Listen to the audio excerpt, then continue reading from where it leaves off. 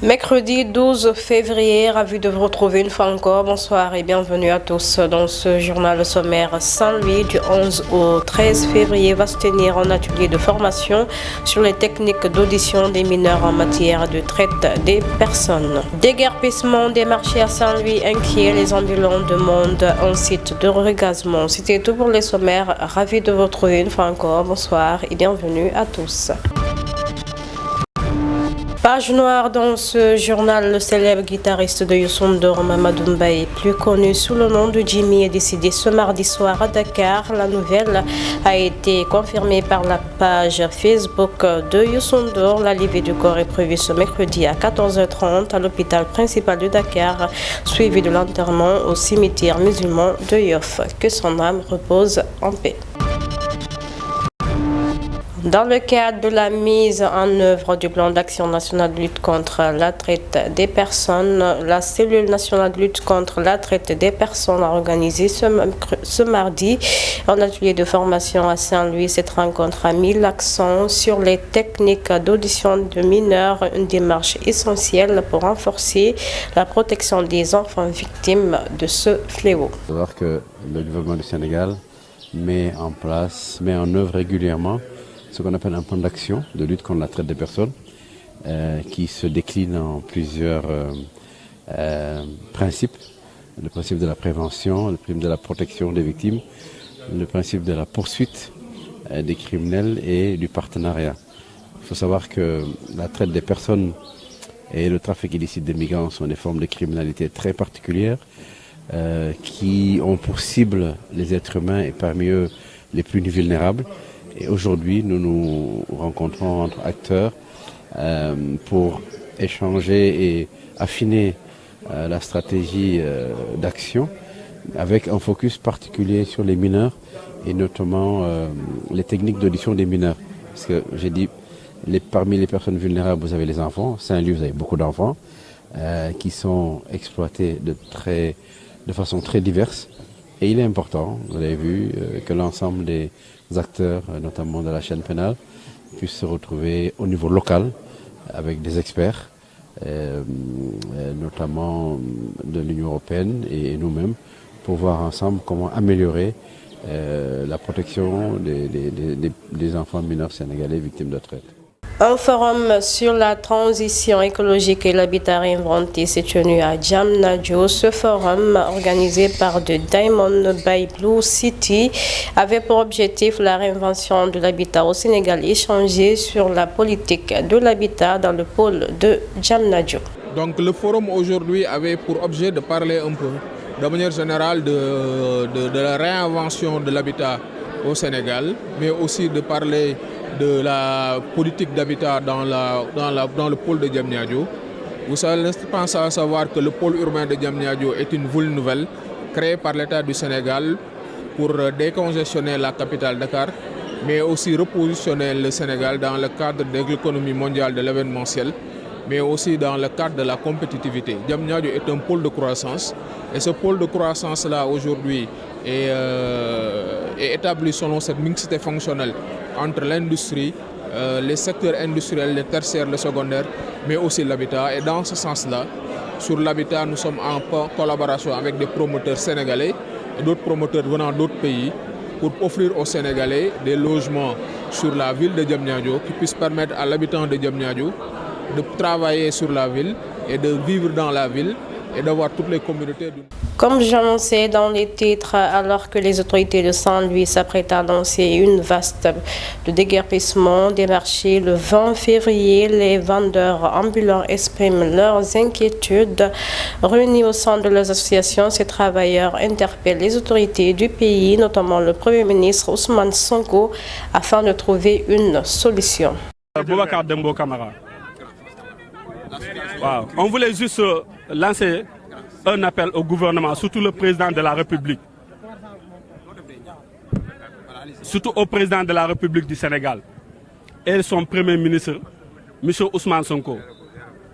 Parce que ce que le préfet et le maire de Saint-Louis veulent faire le 20, je ne sais pas s'ils peuvent le réussir, mais s'ils le réussissent, ça serait une catastrophe d'une part. Parce que pourquoi? Parce que nous, on n'acceptera jamais on n'acceptera jamais de s'asseoir et croiser les bras à partir de le 21, sans rien faire. Nous sommes des responsables, des pères de famille.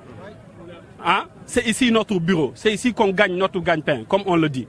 Donc personne, on ne peut pas rester les bras croisés jusqu'au jour-ci pour qu'ils viennent faire ce qu'ils veulent faire. Donc on interpelle les autorités pour qu'ils chassent ce qui est en train de se passer ici à Saint-Louis. Donc c'est notre cri de cœur et ça on lance un appel au préfet et monsieur le maire pour qu'ils puissent revenir à leur décision. Donc ce que nous on propose, eux ils le savent déjà parce qu'on en a discuté avec eux. Et eux-mêmes ils nous ont proposé des choses. Finalement on les a acceptés, mais c'est eux qui sont encore retournés sur leurs propos. Donc franchement, nous on n'a plus rien à dire à ce sujet-là. Nous ce qu'on veut simplement, nous sommes des jeunes et on veut travailler, on veut juste qu'on nous recadre, qu'on nous donne des sites de recasement. C'est ça qu'on veut. On veut pas rester des chômeurs. Dans la sous-région en Guinée, Guinée-Gouv, un nouveau service d'information étatique a été lancé par le porte-parole du gouvernement. Il s'agit de la marque de communication gouvernementale. Selon le porte-parole du gouvernement, Ousmane Gawal Diallo, Guinée-Gouv est bien plus qu'une entité de porte-parole. Mais au-delà d'une simple entité du porte-parole, il s'agit de la marque de communication gouvernementale. Sa gestion sera assurée par une équipe qui sera dirigée par M. Aboubakar Condé, ici présent. Et Guinée-Gouv est en réalité bien plus qu'un service, bien plus qu'une entité du porte-parole. C'est une marque, une signature institutionnelle qui incarne la volonté du gouvernement de communiquer de manière claire, accessible et transparente. Son objectif est simple. Rapprocher l'État de ses citoyens en fournissant une information officielle, fiable et compréhensible par tous. Toutes les initiatives de Guinée-Gouv permettront d'informer, d'expliquer et de connecter les citoyens au gouvernement en leur donnant un accès direct aux actions et aux décisions prises par notre pays, mais aussi la possibilité de poser des questions et d'interagir avec les institutions.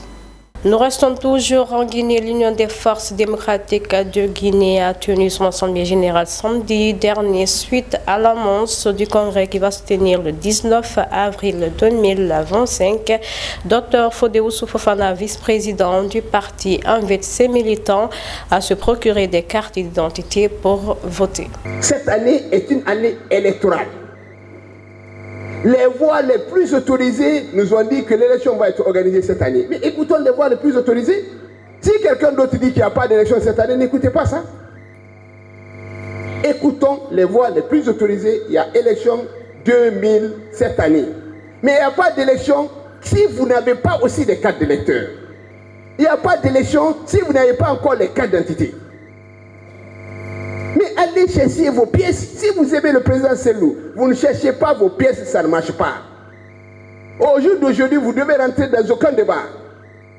On a du travail. Ce qu'on a à faire aujourd'hui, jusqu'au mois d'avril, c'est comment organiser notre congrès. C'est le seul sujet à débat à l'UFDG. Aucun autre sujet n'est à débat. Vous nous parlez de personne. On parle de congrès.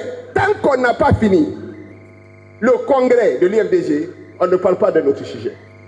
Ce n'est pas un congrès pour un grand parti comme l'UFDG se prépare.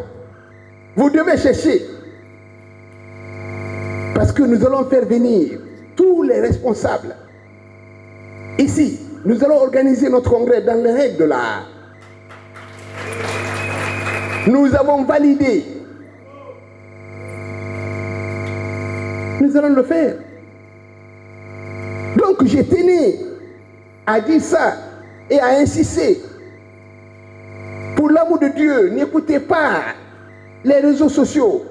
Mali, à Koulouba, le président de la transition a précisé les réalisations faites en 2024. Les prouesses en matière de diplomatie, de défense et de la sécurité sont notées avec satisfaction, mais le chef de l'État appelle à faire plus pour atteindre les objectifs. Il annonce 2500 jeunes seront enrôlés cette année au compte de la pêche. Avec la mise en place de la commission de rédaction du projet de la Charte nationale pour la paix et la réconciliation nationale, sur des travaux de dialogue intermalien, il vous appartient de veiller à la réussite de cet ambitieux projet appelé à servir de socle au vivre ensemble au Mali. Nous fondons beaucoup d'espoir sur l'autorité de gestion des réparations en faveur des victimes des crises au Mali, qui aura la noble mission de penser les plaies ouvertes par des décennies de crise. J'ai noté avec attention la prise en compte de la déclaration des biens des membres de votre équipe dans les programmes du séminaire gouvernemental autour des 8 axes prioritaires du gouvernement. Je vous invite à plus de détermination afin que les membres du gouvernement s'approprient l'exigence d'exemplarité en toutes circonstances.